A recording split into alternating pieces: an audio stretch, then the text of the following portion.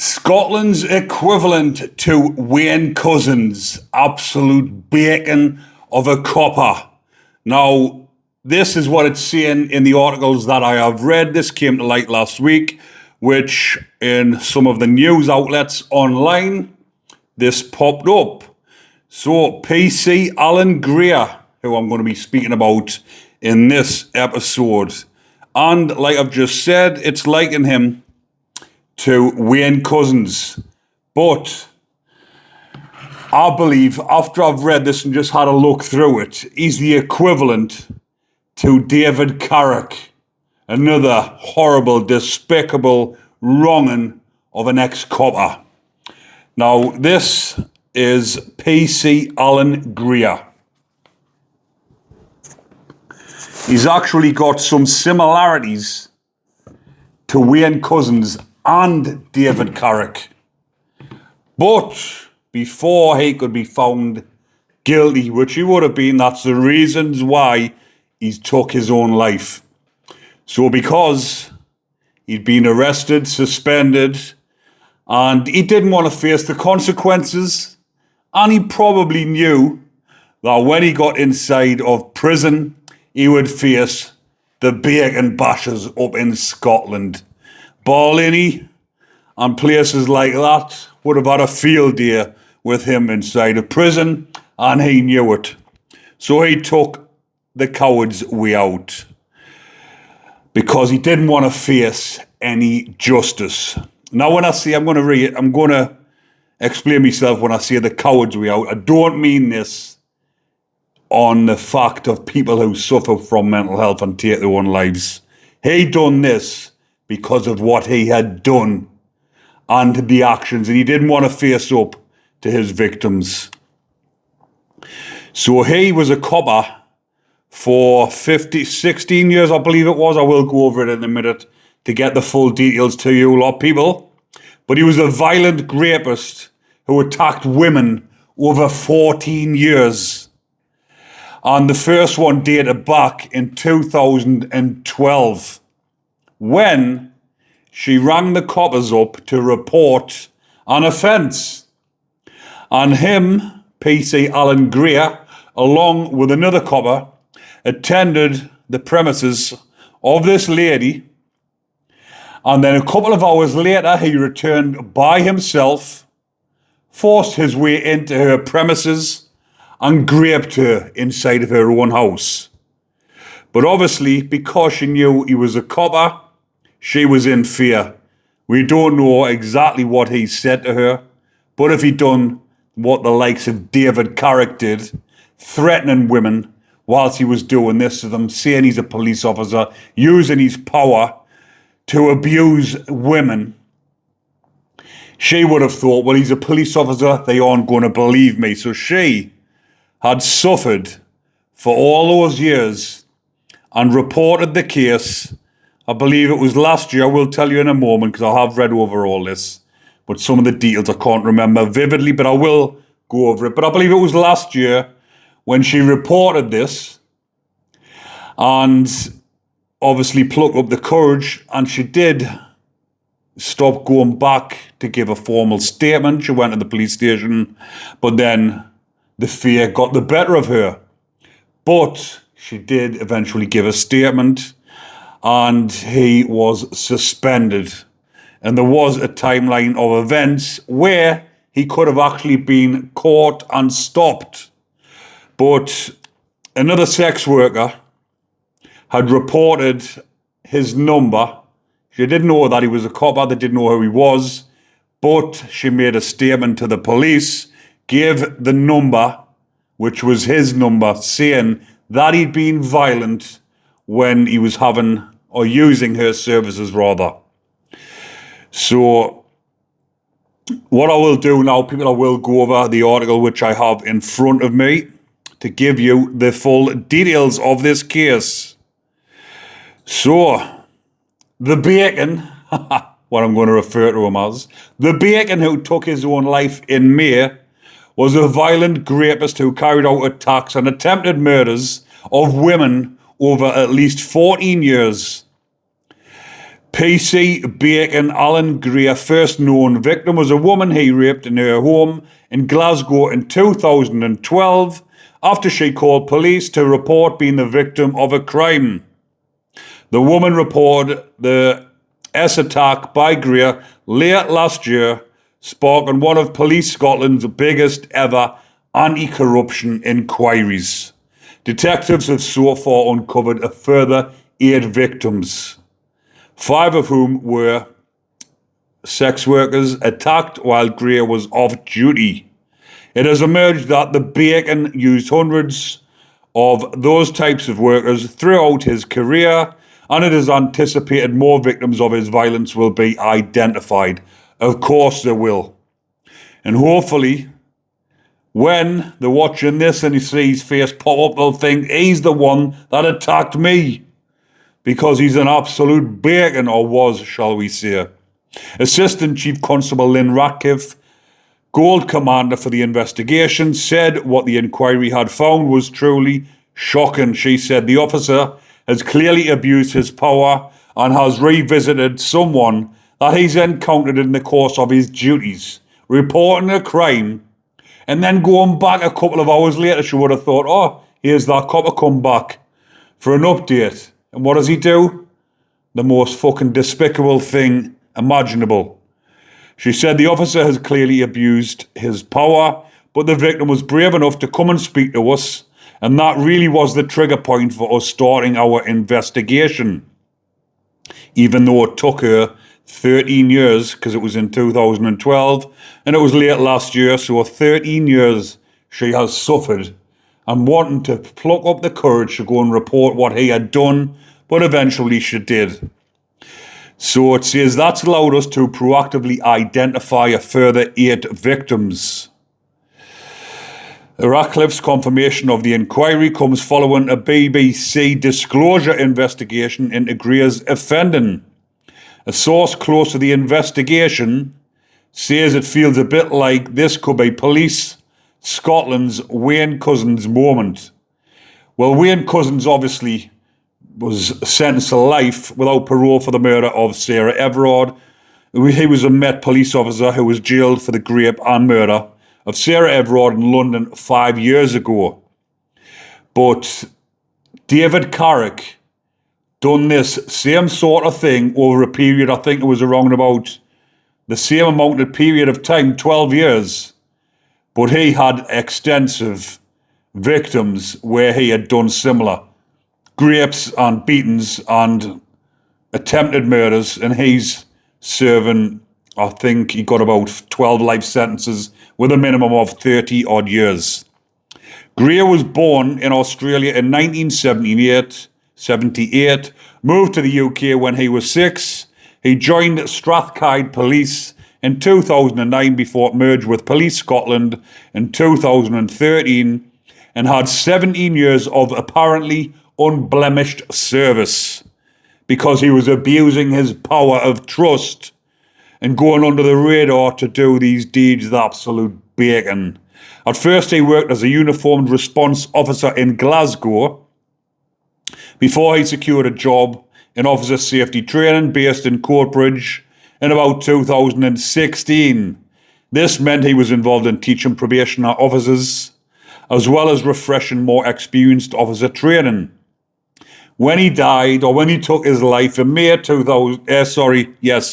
May this year, he was 47 with a wife and child. Now, as well as all the victims involved in this, obviously his wife and child are victims of this as well. Imagine how his poor wife must feel knowing that he'd done this. I mean, it must have been hard enough for her when he has took his own life, having a child to him. But finding out all of these victims that he's had whilst he's been with her and raising a family, absolute horror of a man. Greer's families and colleagues are understood to have been oblivious to his violent double life.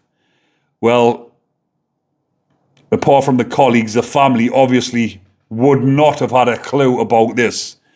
Can't say 100% for the colleagues because there is Not everybody or every copper, but there is more like him in active duty. So he could have had a soulmate in the service who was doing these deeds with. Senior officers insisted there were no opportunities to spot his offending sooner. So the woman who started the investigation, it was towards the end of last year that a woman in her late 30s walked into Glasgow police station to report a crime. So she must have only been in her 20s when he done this. The absolute wronging. Somewhat reluctantly, this is what I was on about before, she explained that she had, in 2012, attempted to report a disturbance at her home and that uniformed officers had attended her Glasgow home. She said the officers took her statement and left. A few hours later, he returned alone, forced her into an S-act and raped her. After she told the police last year, the woman seemed to disengage from further inquiries because she's took 13 years to try and get this off her chest. Well done, that lady, for coming forward. All those years she suffered, and yes, she's went and give a statement, but then she's been reluctant, obviously out of fear. After she told police last year, she disengaged from further inquiries, and the case was handed to Anti-Corruption Unit, who by April had secured a statement from her. From this, they were then able to identify the call she'd made in 2012 and could identify the officers who had attended. They found that in the weeks after the 2012 attack, one of those officers had repeatedly monitored the woman's crime file on the police computer for updates, perhaps to see if she had made a further disclosure about what had happened to her on that day. The PC had even carried out one of these checks while on annual leave for fear of being caught. But when it wasn't reported, the wrong'un thought he could get away with it and went on to do it to more women. 14 years later, as an anti-corruption detectives attempted to identify the woman's attacker, it would be these keystrokes, these searches in her crime file, for which there was no legitimate police reason, which gave them their suspect, PC Allan Greer. A critical incident was then declared and a gold commander installed. Anti-corruption detectives started working on Greer and obtained his mobile phone number, which had previously not been held on his personal file. Only his home number had been retained by police. The mobile number was then put through police intelligence databases, which revealed a single piece of intelligence dating back to 2018 linked to that number but with no name attached. The intelligence had come from a prosy. I'll just need to say that because if I keep saying the SEX, it will flag up people. And indicated that the owner of that phone number was a customer who had been violent. There was no indication the phone number belonged to a police officer, but was this an opportunity to catch Greer in 2018? So the copper in charge of this case said, "I am entirely satisfied that everything that could have possibly been done at the time was done and that there was no missed opportunities as a result of that information. The information from 2018 gave detectives a second strand of evidence and grounds to monitor every keystroke that Greer made on police computers. They then discovered that Greer had been searching the police system for traces of a complaint from a phone number, which detectives were able to identify belonged to a Glasgow SEX worker. This was a breakthrough. This was their suspect repeating the pattern from 2012. They now had enough evidence to put before a sheriff who authorised a warrant to search his home and seize his devices. And when they did seize his devices, there was some extensive fucking damaging stuff on there, some despicable stuff. At the dawn of 24th of April, officers raided his home in what was described as a day of executive action. The bacon appeared shocked to be arrested on suspicion of the 2012 rape. 7 mobile phones and a laptop were seized, and Greer was brought into the police station to be fingerprinted and have his DNA taken. He was not interviewed but was suspended from duty and released pending further inquiries. Why wasn't he interviewed? Why take him to the police station, arrested on suspicion, but not interviewed? It was only when officers started to look at his phones that the scale of his offending began to emerge. Thousands of graphic videos and images were recovered, revealing that the Bacon had used hundreds of SAX workers throughout his police career. Officers are not yet even halfway through the files, but have already identified 5 workers who have been seriously assaulted by that wronging. If he was alive, it is understood police would have sought charges of attempted murder in some of the cases. Such was the level of violence used. Fucking hell. So obviously these offences that have been reported and videos on his phone. Was he actually videoing the attack, the attempted murders? Absolute wrong. And 3 of the victims have been identified, including 2 female police officers Greer had taken inappropriate photographs of while they were training. As Greer's serial offending was emerging, detectives took steps to ensure his family were not in danger, and social work officers accompanied by local police visited his home on the 5th of May. He died by hanging the following day. Well, it says the S word, S-U-I, you know what I'm trying to say, but that word does flag up on here, people, so I need to be careful using that. So in the days that followed, police announced the Bacon's death on the force's internal communications platform and stated he died while suspended and under criminal investigation. A source close to the investigation told the BBC some of his colleagues thought this was a callous move on behalf of the police, saying he was under criminal investigation when he'd only just died. Some of his colleagues thought this was a callous move on behalf of the police. But it's clear they were all totally in the dark about this guy's offending. Folk will be in a state of shock when they learn the full truth. I don't think anyone really knows how bad it is yet. It feels a bit like this could be Police Scotland's Wayne Couzens moment. Well, they keep saying Wayne Couzens moment, but Wayne Couzens obviously murdered Sarah Everard, where David Carrick done this over a decade.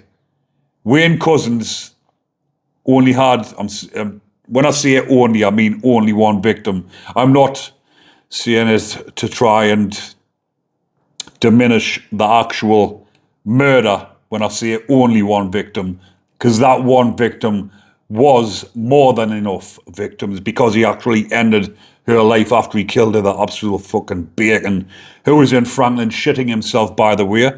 But Couzens, the Bacon who I've just mentioned, the former Metropolitan Police officer serving a whole life sentence, he abused his role to stage a fake arrest, which we all know about, so I'll not read into that bit. But like I've just said, they keep saying the Wayne Couzens is serving life without parole for that murder because it was so horrific.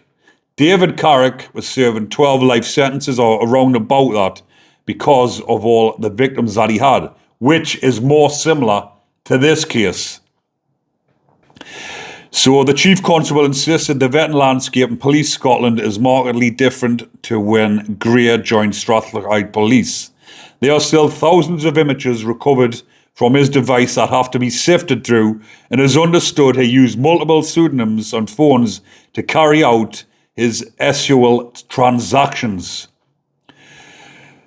Specialist officers have been drafted in from other units to bolster the anti-corruption unit, including from the Major Incident Team, and the inquiry is expected to take months.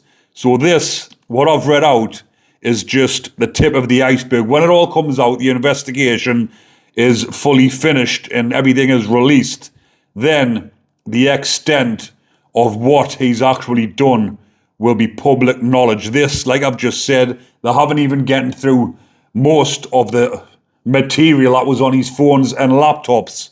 So there will be more comes to light, and we'll see. And I will keep you updated on this absolute bacon who took his own life, so he didn't have to face the courts, he didn't have to face his victims, and he didn't have to face prison justice. But I thought I would bring that to your attention, people, because it isn't very high profile, which it should be, because apart from when I seen this article pop up last week, no one has seemed to have mentioned it. No one's mentioned it in the comments. No one has sent us emails or messages and said, please do a video on this, because you probably haven't heard of it. But I'm going to leave it there. And if you did like that content, people, you know the drill. Remember to comment, like, and subscribe. Enjoy the rest of your day. But most importantly, people, especially when there's bacons like this around, watch what you're doing and stay safe.